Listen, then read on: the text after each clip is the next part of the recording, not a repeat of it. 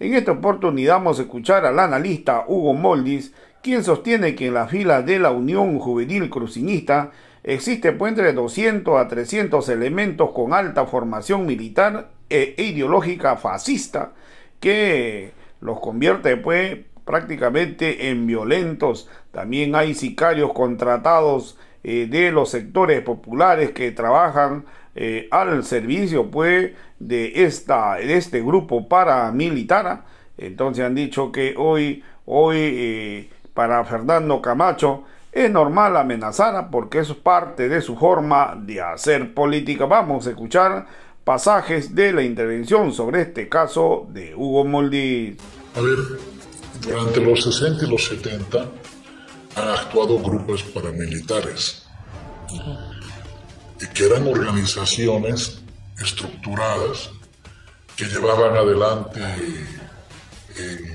intervenciones militares no convencionales para la detención, para la tortura de militantes que abrazaban las causas de la liberación nacional, de la democracia, del socialismo. Hoy, parte de esas estructuras paramilitares funcionan en Santa Cruz, funcionan dentro de la Unión de Juvenil Cruceñista.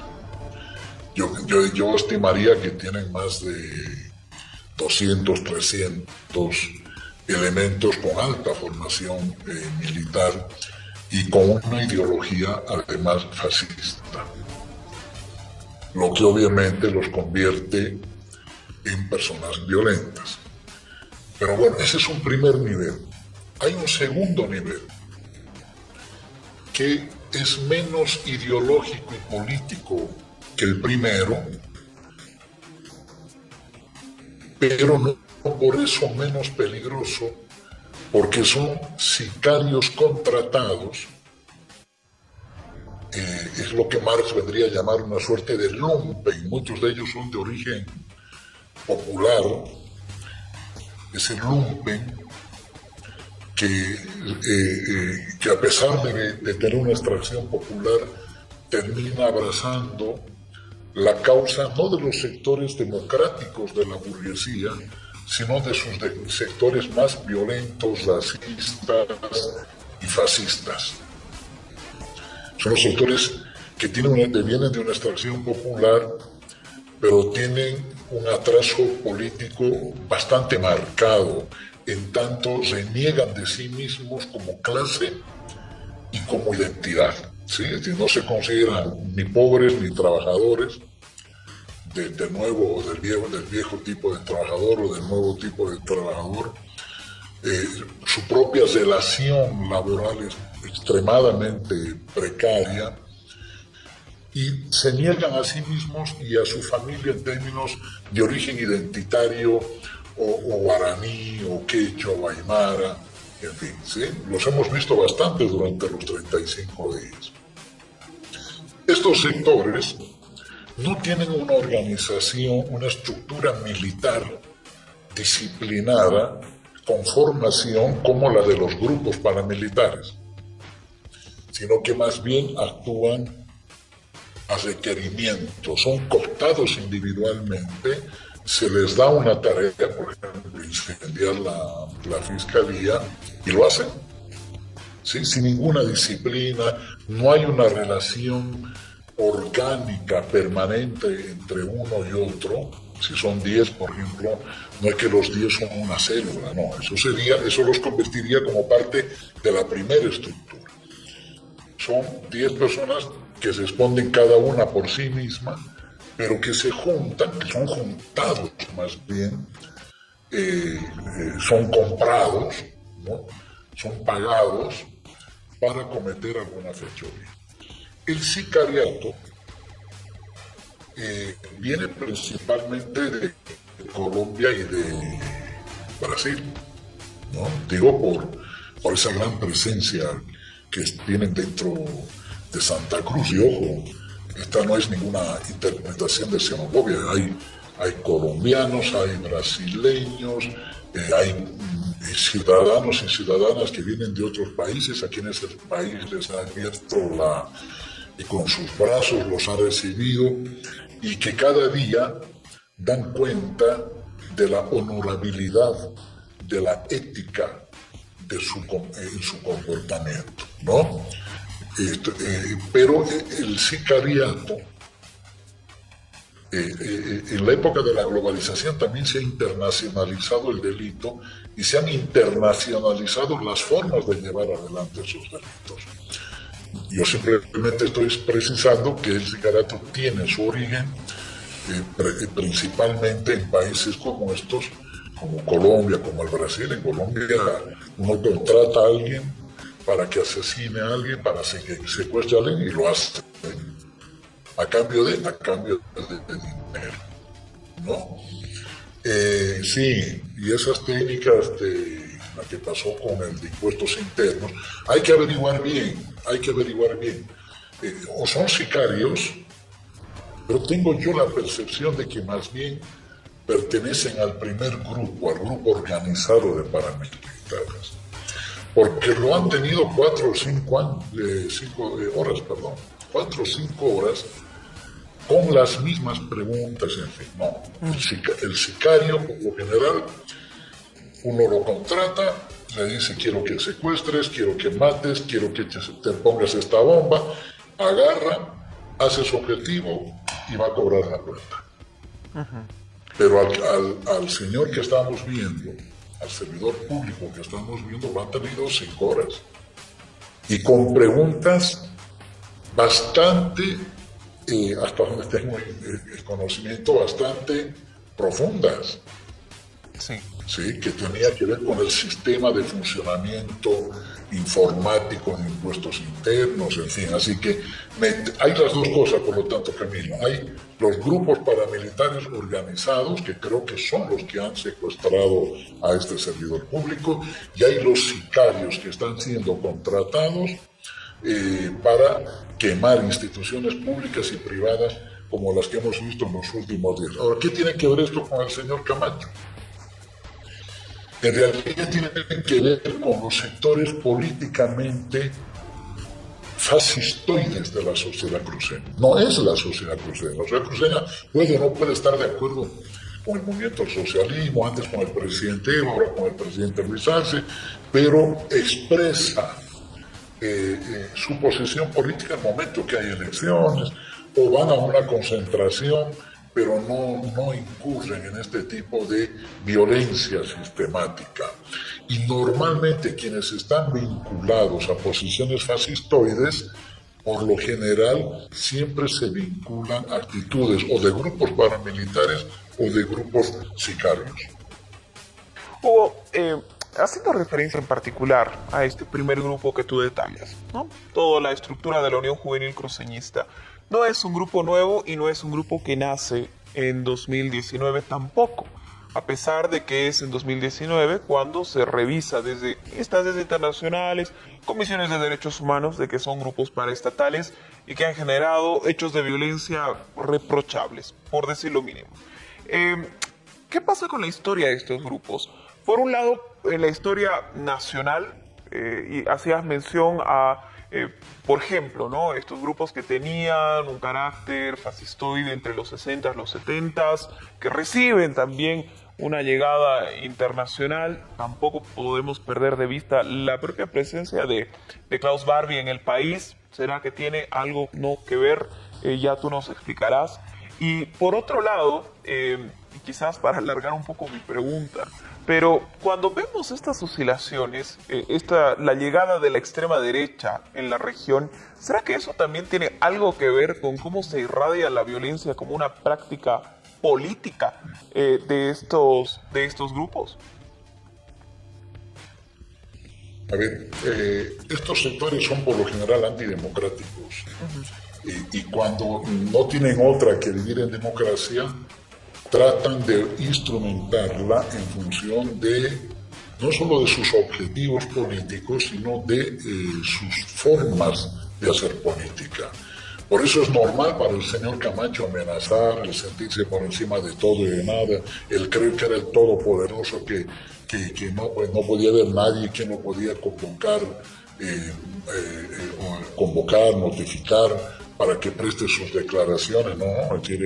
Y un lenguaje, por lo demás, bastante radical, no en contenido, porque analizar el contenido de lo que decía el señor Camacho, la verdad, o lo que dice, y es muy poco de lo que podría aportar al conocimiento teórico, al debate político, bastante elemental en realidad, incluso cuando hemos visto en las elecciones del 2020, pero sí en cuanto a los métodos de hacer, de las formas de hacer política.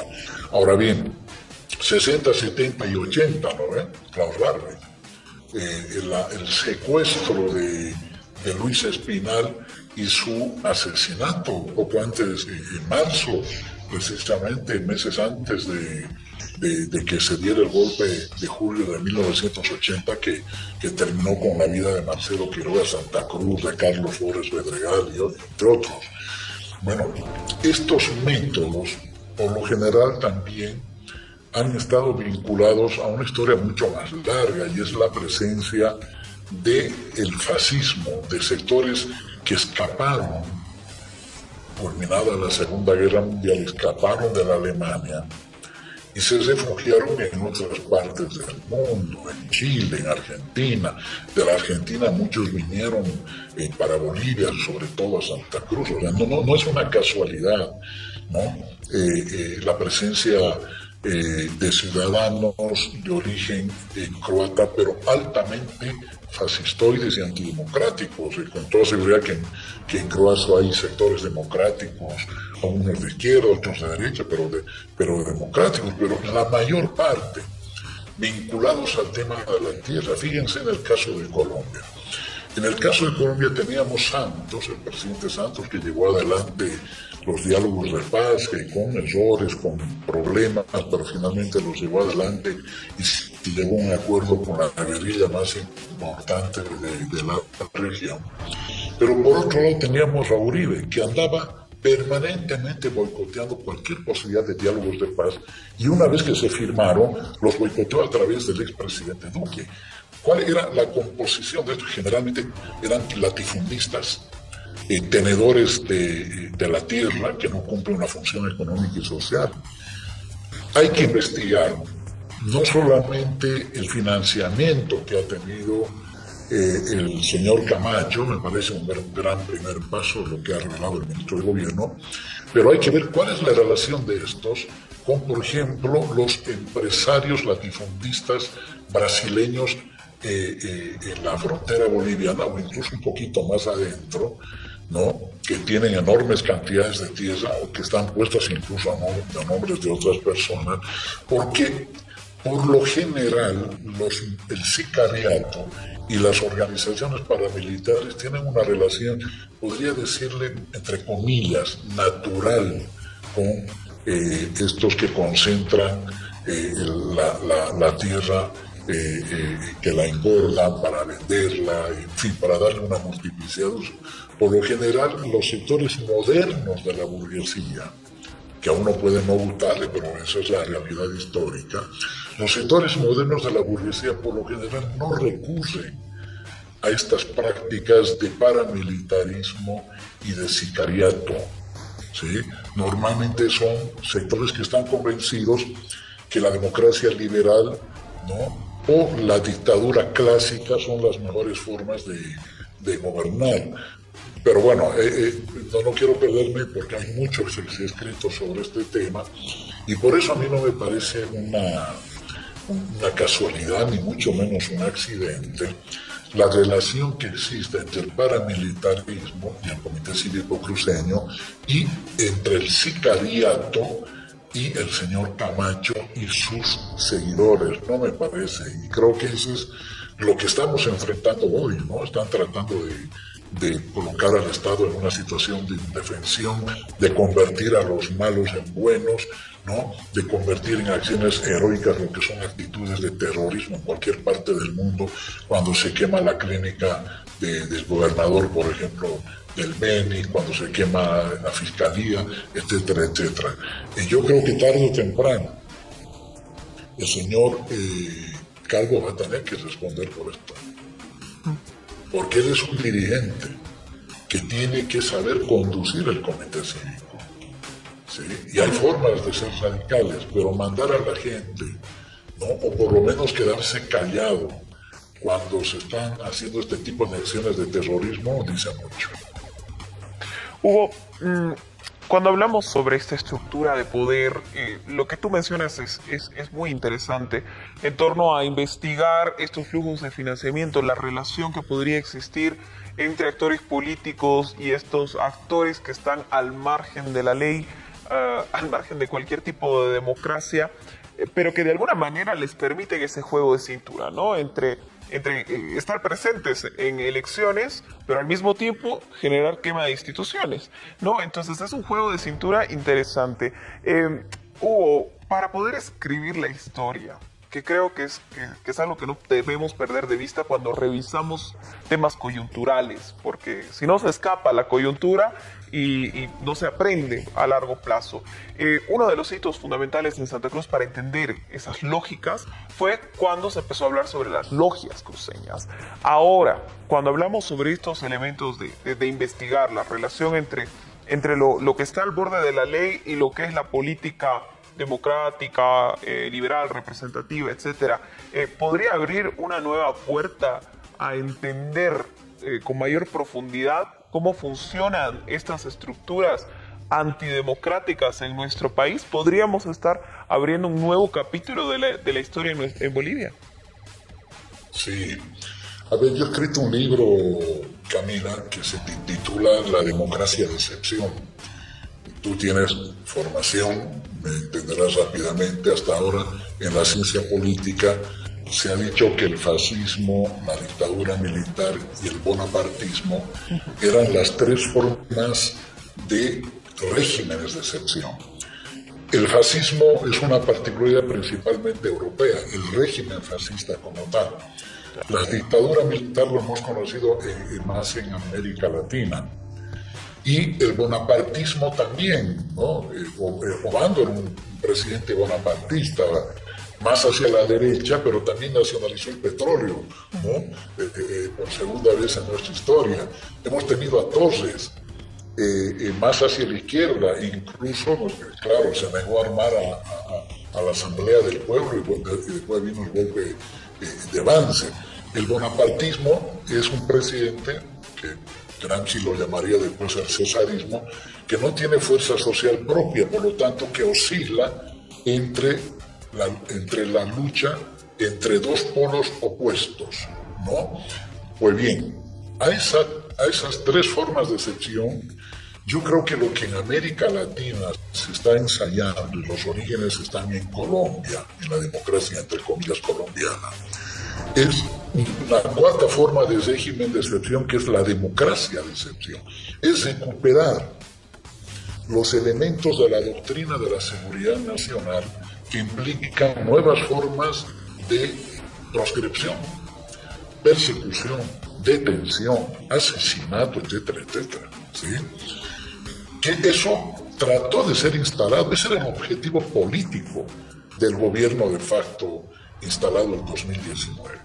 Era terminar con esa democracia popular, esa democracia emancipadora, que con errores, como tienen los grandes proyectos, pero sobre todo con virtudes de haber cambiado la historia de nuestro país. Haber recuperado los recursos naturales, un gran protagonismo indígena y campesino, sobre todo hasta el año 2010, después se empezó a tener problemas, pero mal que mal era, ¿no es cierto?, una democracia que no le agradaba a las clases dominantes, que tienen plata, pero quieren tener al mismo tiempo poder. Cuando viene el golpe, por eso es una combinación, se equivocan con aquellos que dicen golpe blando o revolución de color. No, es una combinación de formas viejas con formas nuevas. ¿Cuál era la forma vieja? Apelar a las Fuerzas Armadas, como apelaron a las Fuerzas Armadas para derrocar a Manuel Zelaya en el 2009 en Honduras. Y las formas nuevas, y de nuevas no es lo que le pasó a Dilma Rousseff, no era lo que le pasó a Lugo, porque no son mayoría en el Congreso, ¿no? En este caso nosotros en la Asamblea, la forma nueva fue dejar una civil a la señora Áñez. Pero la señora Áñez era, para estas clases dominantes, tenía que haber sido un gobierno de transición que facilitara la instauración de una democracia de excepción. Es decir, una democracia solo para ellos. Por eso querer proscribir al MAS, querer proscribir a los dirigentes sociales, políticos, a Evo Morales, etcétera, etcétera. ¿Sí? Una proscripción de todo lo que se sonara popular, lo que sonara nacionalista, antiimperialismo y peor a socialismo, ¿no? Por eso también quisieron inhabilitar, ¿no es cierto?, a Luis Arce. Por eso también quisieron detenerlo apenas arribó al país, y por eso quisieron incluso impedir la posesión de noviembre, con un hecho de planificación en la que ha estado involucrado el exministro de Defensa de facto Fernando López, ¿no? Impedir, ¿cierto?, la contratación también de sicarios, de los cuales uno de ellos, ¿no?, más que sicario, yo diría más bien paramilitar, uno de ellos colombiano, que tuvo que ver con el asesinato del presidente en Haití. Entonces, la democracia liberal ha fracasado. Esa democracia que hubo en los 90 ha fracasado por una sencilla razón, porque el neoliberalismo necesita concentrar poder político economía a cambio de sacrificar la democracia, y por otra parte, por su antípoda, porque los pueblos han despertado y hoy ya no quieren esa democracia de caricatura que se tuvo en la década de los 90, ¿sí?, y que muchos la reivindican y que todos sabemos que fue lo peor en el país, la democracia de pactos, ¿no?, y que muchos añoran eso, y más bien instaurar un gobierno de fachada democrática, un régimen de fachada democrática con un profundo accionar de grupos paramilitares y sicarios. Apelemos a la imaginación, con esto termino. Lo que pasa es que es un tema muy, muy lindo, Camila. Apelemos a la imaginación por unos segundos. Imagínense a Fernando Camacho de presidente. Sí.